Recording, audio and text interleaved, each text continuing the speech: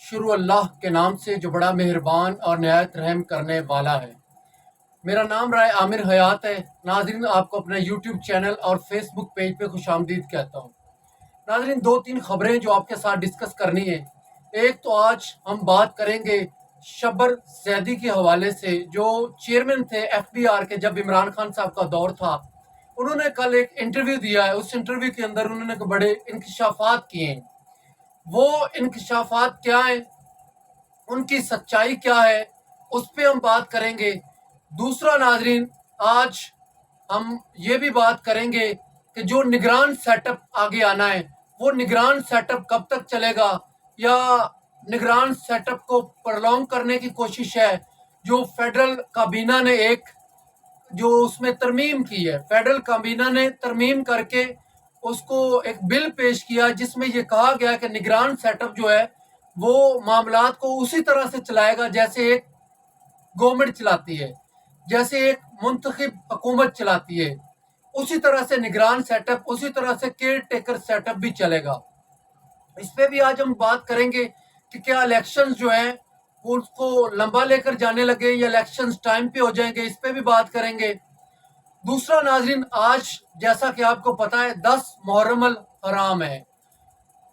آج کے دن کو اس حوالے سے منایا جاتا ہے، غم حسین کے حوالے سے، کہ حسین علیہ السلام نے ہمیں ایک سبق دیا تھا کہ یزید کی انہوں نے بیعت نہیں کی تھی، وہ ظلم کے خلاف کھڑے ہو گئے تھے، وہ طاقت کے خلاف کھڑے ہو گئے تھے، اور انہوں نے بتایا تھا کہ حق اور سچ کیا ہے اور جھوٹ کیا ہے، اور انہوں نے ہمیں ایک سبق دیا تھا کہ آپ لوگوں نے حق اور سچ کی بات کرنی اور حق اور سچ کے سامنے کھڑے ہو جانا، چاہے آپ کی جان چلی جائے۔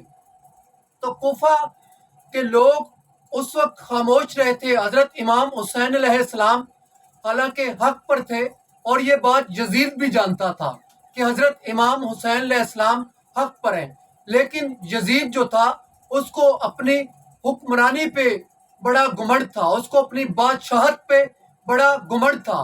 یزید یہ چاہتا تھا کہ حضرت امام حسین علیہ السلام کو شہید اس لیے کرنا چاہتا تاکہ وہ اس کی حکمرانی قائم رہ سکے۔ تو ناظرین، آج کل بھی ایسا ہی کچھ وقت چل رہا ہے، آج کل بھی ایک ظلم اور جبر کا دور چل رہا ہے۔ اس ظلم اور جبر کے دور میں ہم خاموش نہیں رہ سکتے، کم از کم میں خاموش نہیں رہ سکتا۔ میں ایک صحافی، ایک جرنلسٹ ہونے کے ناطے میرا کام ہے اچھائی اور برائی کے اندر تمیز کرنا، میرا کام ہے فیکٹس اور فگر کے ساتھ بات کرنا، میرا کام ہے قوم کو فیکٹس بتانا۔ تو ناظرین، آج کے دن میں تو اللہ تعالیٰ کی ذات سے ڈر کے ایک وعدہ کر رہا ہوں کہ میں انشاءاللہ اللہ تعالیٰ کی ذات سے ڈر کے کہہ رہا ہوں کہ مجھے کسی کا کوئی ڈر نہیں ہے۔ میں ان لوگوں میں شامل نہیں ہوں گا جو ظلم برداشت کرتے ہیں، میں ان لوگوں میں شامل نہیں ہوں گا جو لوگ ظلم کے خلاف آواز نہیں اٹھاتے۔ میں تو آواز حق ظلم کے خلاف اٹھاتا رہوں گا۔ تو ناظرین، اب اپنے موضوع کی طرف آتے ہیں۔ ایک تو ناظرین، شبر زیدی صاحب نے جو بیان دیا، انہوں نے کہا کہ پاکستان تحریک انصاف کی جب حکومت تھی، اگر پاکستان تحریک انصاف کی حکومت کو نہ ہٹایا جاتا تو اس وقت معیشت کے بہت برے حالات ہو جانے تھے، پاکستان جو ہے خدا نخواستہ ڈیفالٹ کی طرف چلے جانا تھا۔ اس لیے پاکستان تحریک انصاف کی حکومت کو ہٹایا گیا، اور یہ اچھی بات ہے۔ دیکھیں، اس پہ پاکستان تحریک انصاف کی جو لیڈرشپ ہے، انہوں نے بھی ملے جلے رد عمل کا اظہار کیا۔ انہوں نے کہا اس وقت تو شبر زیدی صاحب کہتے تھے کہ اس طرح کی معیشت آج تک کسی پولیٹیکل حکومت نے نہیں چلائی، اس طرح سے سٹیبل جس طرح سے پاکستان تحریک انصاف نے کیا ہے ان کووڈ کے دوران، اس طرح کی سچویشن کو جس طرح سے تحریک انصاف نے ٹیکل کیا ہے، اس طرح سے آج تک کسی نے بھی نہیں کیا تھا۔ دوسرا ناظرین، شبر زیدی صاحب نے ایک اور بھی انکشاف کیا ہے۔ انہوں نے کہا کہ DHA کے حوالے سے کہ میں نے پراپرٹی ٹیکس جو تھا یا پراپرٹی کے اندر میں نے اس کو 100% کر دیا۔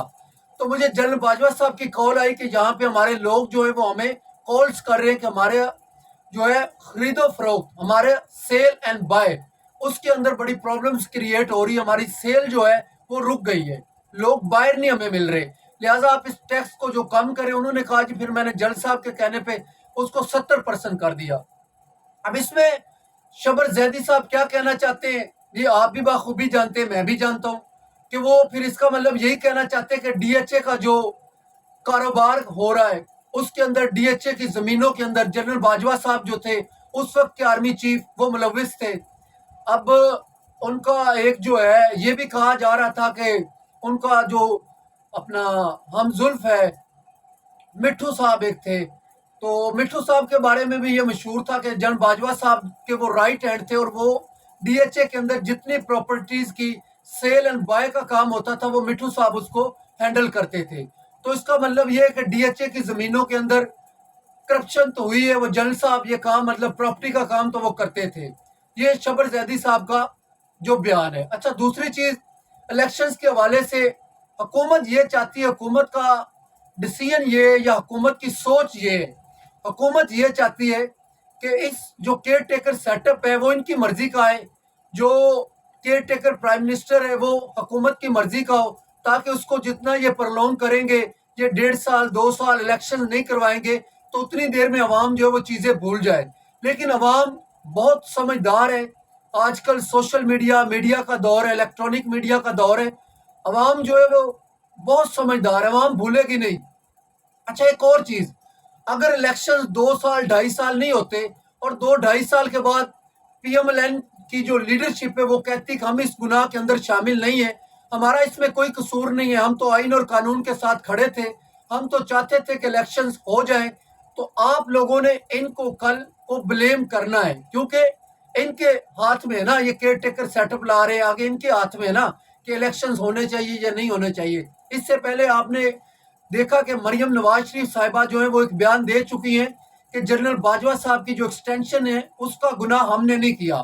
اب وہی بیان جو ہے خواجہ آصف صاحب دے چکے ہیں کہ نواز شریف صاحب نے لندن میں بیٹھ کے ہمیں یہ سختی سے کہا, انہوں نے ویری سٹرکٹ میسج ہمیں کنوے کیا کہ آپ لوگوں نے جنرل باجوہ صاحب کو ووٹ دینا ہے, آپ نے جنرل باجوہ صاحب کی ایکسٹینشن کے اندر حصہ لینا ہے.